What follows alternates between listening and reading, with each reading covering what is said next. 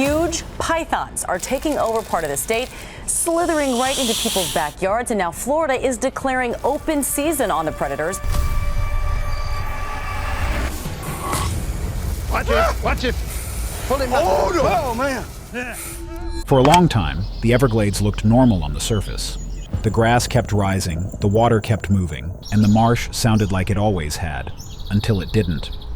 Scientists began noticing long stretches of land that felt too still, as if something had quietly cleared the place out. When a planned burn finally cleared the field, the real culprit stepped out of the ash. Massive Burmese pythons had taken far more of the Everglades than anyone realized. Burning in the Everglades, people miles away from the flames saying they can see and even smell the fire. When fire revealed the truth about the Everglades. Some mornings in South Florida start with the smell of smoke. Out past the houses and the long straight roads, a low gray band hangs over the horizon. If you follow it, you do not find a wildfire racing out of control. You find trucks parked on a levee, engines idling, and a line of people in yellow shirts and hard hats walking along the edge of the grass with metal cans in their hands. They are here to set the Everglades on fire on purpose. Each person carries a drip torch, a metal can with a curved spout. When they tilt it, drops of burning fuel fall into the dry sawgrass.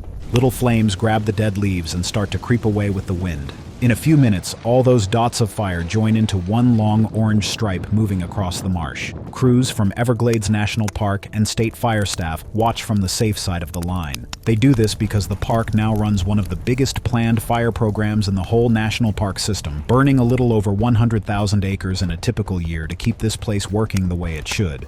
Fire looks violent, but here it is also part of how the wetland stays alive. Long before there were fire trucks or weather apps, summer storms rolled in from the Gulf and from the ocean and dropped lightning into dry grass at the end of the dry season. Those strikes started fires that crawled through sawgrass and other marsh plants, burned off old stems, and then slowed when they hit deeper water. When the rains returned, new plants pushed up through the ash. Over thousands of years, plants and animals grew used to that rhythm. Fire opened clogged channels, let water move, and kept trees and shrubs from turning open marsh into a solid wall of brush. People changed the pattern. Canals were cut. Levees were built. Water was held high in some basins and drained away from others. Towns and farms pushed into the edges of the marsh. Now, a lightning strike near a road or a neighborhood cannot just burn until it runs out of fuel.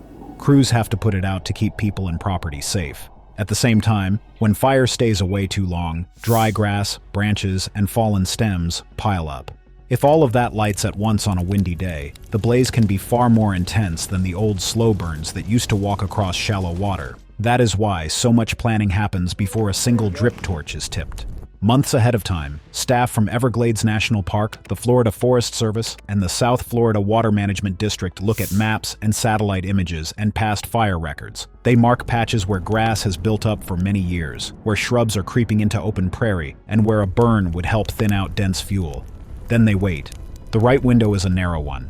The air needs to hold some moisture so the fire will not bake live trees and deep roots, but the grass must be dry enough that the line will carry.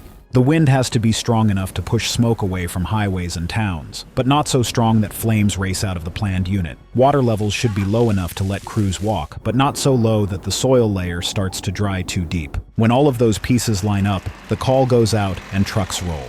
Dry sawgrass burns with a harsh, ripping crackle, as if someone is tearing big sheets of paper over and over right next to your ear. The first things to move are the smallest. Grasshoppers spring up and dart away. Spiders drop from their webs and scramble for damp pockets in the soil. Snakes that hunt frogs and mice slip toward wetter ditches. Birds see an opportunity in the chaos. Herons and egrets hurry along the edge of sloughs with their heads low, grabbing insects and small animals that try to flee the heat. Vultures circle higher, riding the rising warm air. Every so often, something larger breaks from the grass. A rabbit makes a quick dash to a strip of unburned reeds. A raccoon splashes into shallow water. Once the main fire front has passed, the world behind it is almost unrecognizable. Sawgrass stems that stood shoulder-high that morning are now short, charred stubs. Without tall grass hiding everything, you can finally see the shape of the land. Small dips and ridges stand out. Old animal paths show as smooth lines across rough ground.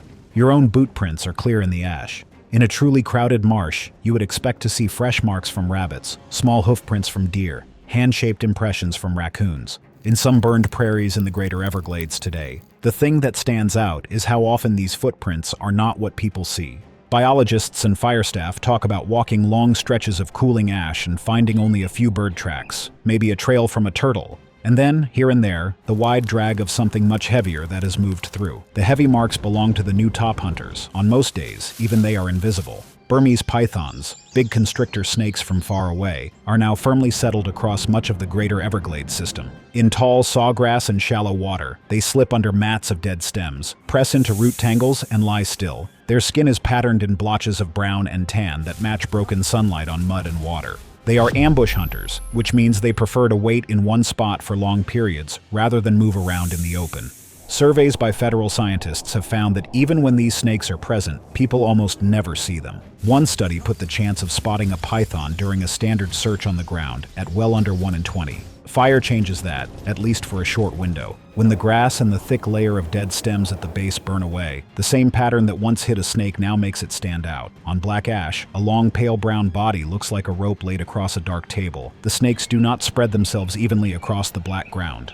They gather where there is still a little cover and a little shade. Canals that surround the burn area turn into quick escape routes and resting spots. Clumps of trees in the marsh, often called tree islands, become crowded safe zones where snakes, birds, and other animals try to ride out the heat together. When the land between those islands has been burned down to short stubble, the paths between them look like dark highways. Follow those paths, and people often find more snakes than they were ready for. These burn scars do more than reveal snakes. They reveal absences. Years of road counts and camera work inside and outside the main snake range had already told scientists that something was going wrong. Along the same night routes inside the park, the number of times drivers saw common mammals dropped to a small fraction of what they used to record, while roads outside the main snake areas still showed many of the same animals. All of this is happening on only a part of a huge system. Everglades National Park alone covers about 1.5 million acres. The broader Everglades outside the park adds many more. In a given year, the park's fire program might treat a little over 100,000 acres with planned burns. That is a lot for one crew, but it is still only a slice of the whole wetland. Large stretches of sawgrass, mangrove, and tree islands do not see planned fire in a given season. In those unburned spaces, snakes can stay hidden under tall grass and deep thatch, and the loss of small mammals is easier to miss. When a single burned unit shows almost no small tracks and more big snakes than anyone expected, it hints at how much might be happening out of sight in the rest of the marsh. Fire is still doing the basic work it always did here. By cutting back old stems and brush, it lets new green grass sprout once the summer rains return. Research in South Florida wetlands has found that burns over shallow water can give a short boost to tiny algae and small fish, which then feed wading birds and other animals that move in. In that sense, the Everglades still knows how to bounce back from heat and ash. Charred stalks turn bright green in a matter of weeks. Pools fill. Herons, egrets, and storks find new feeding spots in the fresh growth. What has changed is the mix of animals sharing that reborn ground. In places where large non-native pythons have settled in, the plants can recover while parts of the animal community stay thin. The hard question, for the people who work this land, is how it ended up this empty between the blades of grass. To get those answers, scientists had to step away from the smoke and look backward. They had to trace when these giant snakes first started showing up in South Florida, follow how they spread from one corner of the map to many, and measure how 3 long decades of quiet growth turned the Everglades from a river of grass into python country, where the python takeover really began. In the late 1970s and 1980s, a new trend took hold in South Florida. Pet shops around Miami began stocking glass tanks with tiny patterned snakes from Southeast Asia. As hatchlings, Burmese pythons are barely longer than a forearm. They are slim, bright, and curious, and they looked like an easy way to own something wild. For a while, that choice seemed harmless. The problem is that these snakes never stop growing. Within a few short years, that baby snake can turn into a thick, muscular predator, longer than most people are tall. In captivity, many Florida pets passed 10 feet, and some pushed well beyond that. Wild pythons caught in the Everglades today often measure between 10 and 15 feet, with some record animals close to 18 feet long and weighing well over 100 pounds. They need rabbits, chickens, and even small pigs to stay fed, and they are powerful enough to injure the person trying to handle them. At that point, a lot of owners realized they were completely out of their depth. Some people drove their snakes to animal shelters or zoos and begged staff to take them. Many others took a different route. They loaded the python into a car, drove out to the edge of the wetlands, opened the lid of the tank, and watched the snake slide out into the grass. They told themselves that a big, healthy snake would be happier in the wild than coiled in a small living room. What they really did was put a top-of-the-line ambush hunter into a place that had no idea how to deal with it. Then nature added fuel to the fire. In late August of 1992, Hurricane Andrew slammed into South Florida as a Category 5 storm. 1992. Let me show you what it looks like in the form of Hurricane Andrew, a very strong hurricane making its way onshore right now. Landfall again. The eye wall is now well onshore across the South Dade County. The wind ripped apart houses, malls, and industrial parks. It also tore through reptile breeding facilities and roadside zoos that held large numbers of exotic snakes. Reports from that time describe smashed buildings and broken cages with nothing left inside them. No one can count every single animal that escaped in that chaos, but wildlife biologists and state agencies now agree that pet releases and storm escapes together seeded a wild python population that began to grow quietly in the southern tip of the state. The place those snakes landed could not have been more perfect for them. The greater Everglades is warm, wet, and full of food almost all year. Shallow river of grass marshes, tree islands, mangrove swamps, and man-made canals all sit close together, like different rooms in the same huge house. In their native range in Southeast Asia, Burmese pythons live in flooded forests, rice paddies, and river edges. South Florida feels very similar. There is no native predator in the greater Everglades that specializes in hunting giant constrictors. Alligators and pythons sometimes kill each other, and people have seen each one swallow the other, but that is occasional combat, not real population control. When researchers open the stomachs of captured pythons in Florida, they find marsh rabbits, raccoons, opossums, wading birds, songbirds, alligators, and even bobcats.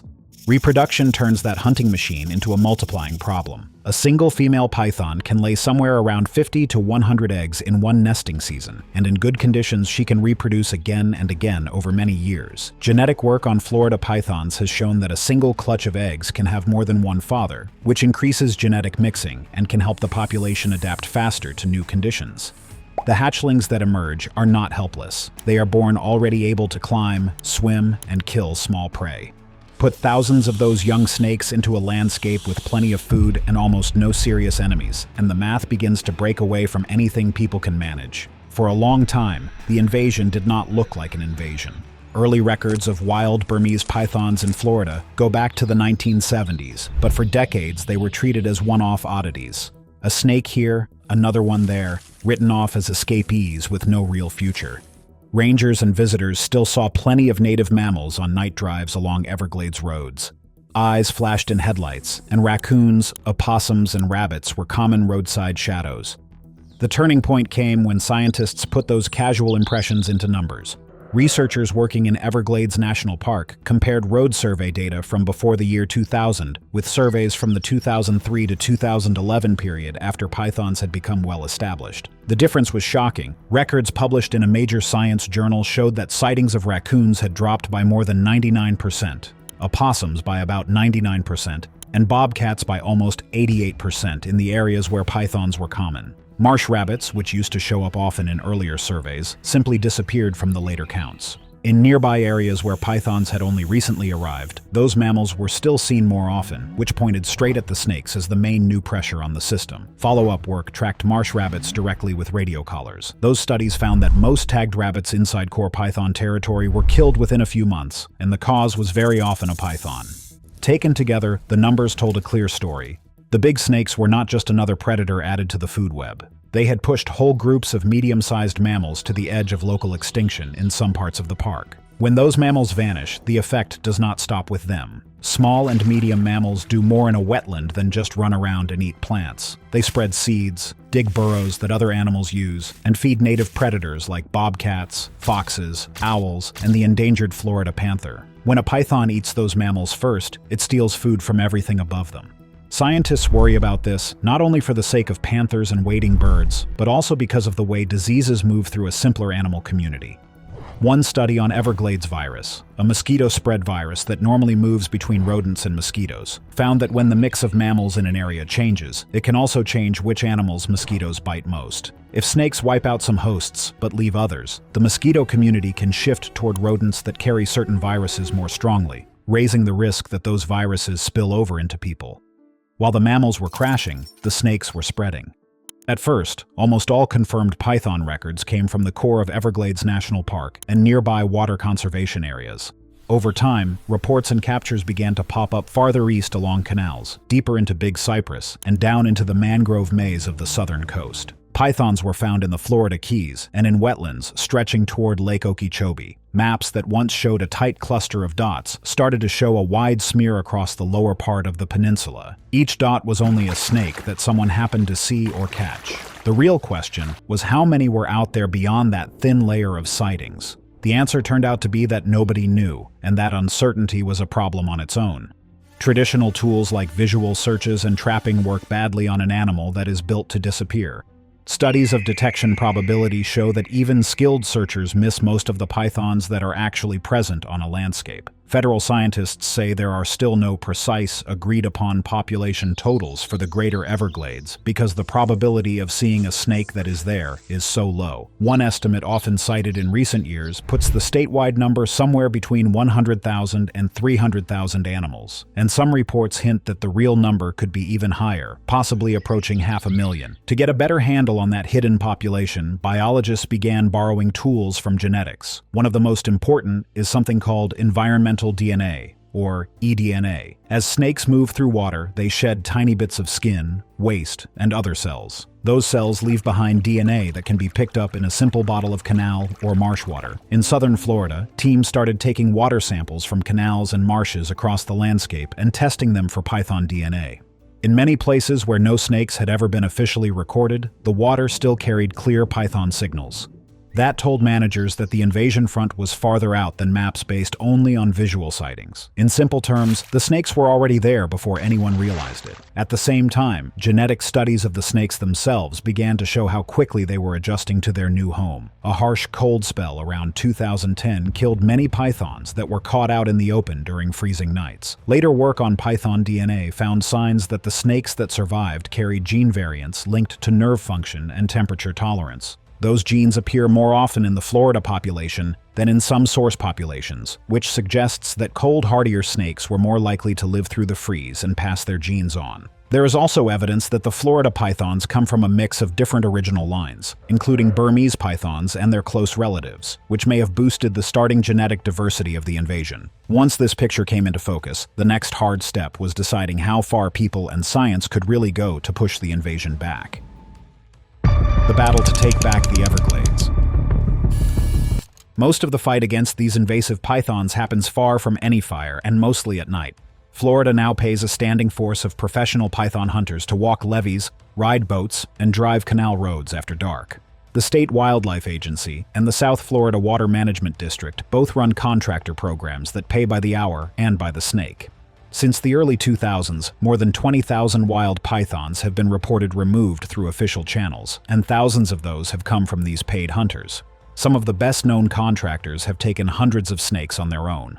Many carcasses go to labs where scientists measure and dissect them. Others are tanned and turned into leather, a small way to pull a bit of value out of a problem that is costing far more than it will ever return. Florida has also turned part of the response into a public event. Each summer, the Florida Python Challenge opens certain areas to registered members of the public for about 10 days. Anyone who wants to take part has to finish online training on snake biology, safe handling, and allowed areas, then buy a permit and head out. There are prizes for the most snakes removed and for the longest snake. In recent contests, hunters together have removed a few hundred pythons, and winners have brought in a few dozen animals on their own.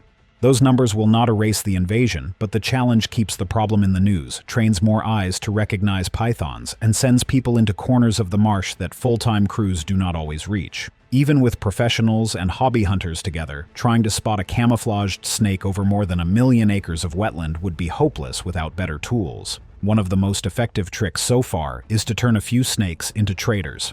Groups like the Conservancy of Southwest Florida catch large adult males, fit them with small radio transmitters, and release them again as scout snakes.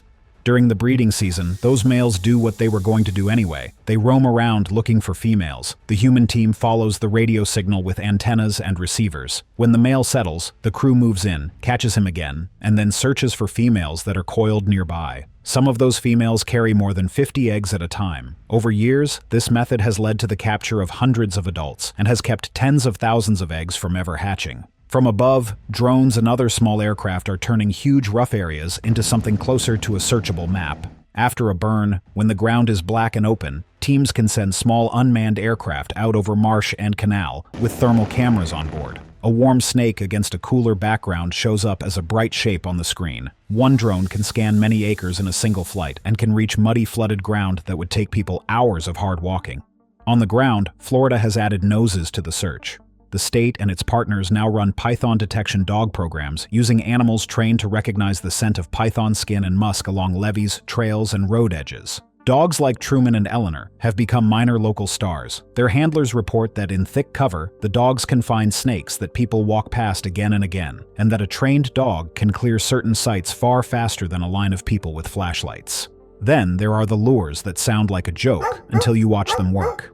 In one recent field test in the Everglades, researchers used fake rabbits that can give off heat and scent. These robot rabbits are set out in controlled pens or test plots. To a hungry python, a warm rabbit-shaped object that smells like prey is hard to ignore. When a snake moves in to investigate, waiting biologists can grab it and remove it. Early trials have been small, but they show that snakes will approach these decoys, and the hope is to scale them up in certain hotspots where other methods have not worked well. Past all of these direct tools lies the uneasy subject of changing the snakes themselves. The genes inside an animal can be altered so that it has trouble reproducing, and that problem can spread through the population. A gene drive is one of the strongest versions of that idea. In a normal family tree, a parent passes a version of a gene to about half of its offspring. A gene drive is built so that a chosen version is passed on to far more than half, so it can spread quickly through a wild population. Right now, gene drives are being studied most seriously in insects, like mosquitoes that spread malaria, and in some small mammals. For large snakes, work is still stuck at the level of theory and lab talk. Science groups in the United States and overseas have warned that these tools come with serious risks. Once a gene designed to block reproduction is released into the wild, it would be very hard, and maybe impossible, to call it back. There are worries that a change meant for one animal might move into a close relative, or that it could spread across borders and affect wildlife in countries that never agreed to its use. Because of those concerns, major reviews have called for strong international rules and careful testing before any gene drive is ever used in open ecosystems. Thanks for watching. Now check out the videos popping up on screen for more unbelievable stories.